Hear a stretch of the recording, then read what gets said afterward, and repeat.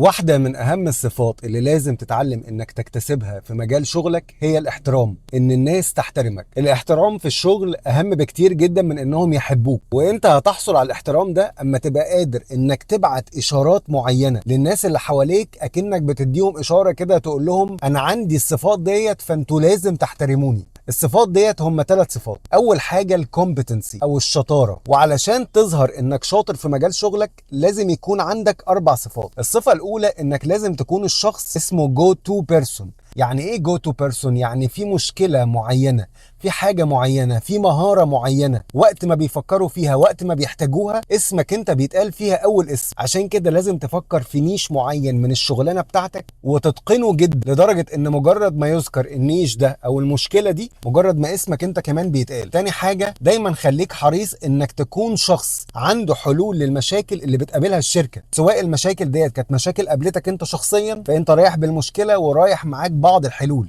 او مشكله عامه بتتعرض ليها الشركه توتال. تالت حاجه، التزم بالديدلاين، المواعيد اللي انت المفروض اما تكون موجود فيها او تسلم حاجه معينه فيها، رغم ان ده البيزك اللي انت المفروض تقدمه اصلا عشان توصل لمرحله الريسبكت، ومع ذلك للاسف في ناس كتيره جدا بتاثر فيه. رابع حاجه، لازم تكون الشخص اللي بيقدر مصلحه الشركه اكتر من مصلحته هو الشخصيه، وديت انت هتوصل لها عن طريق انك تكون دايما حريص ان انت في كل حاجه بتعملها انك تفهم الاوفر فيو، تفهم ازاي اللي انت بتعمله ده هيكون ليه امباكت بوزيتيف على الشركه، وازاي هيخدم الشركه بصوره او باخرى. وخليك دايما حريص ان انت ما تعرضش النتائج بتاعتك بصوره فرديه، لا، دايما اعرضها بالصوره اللي هتخدم مصلحه الشركه كلها. اعمل فولو واستنى الجزء الثاني.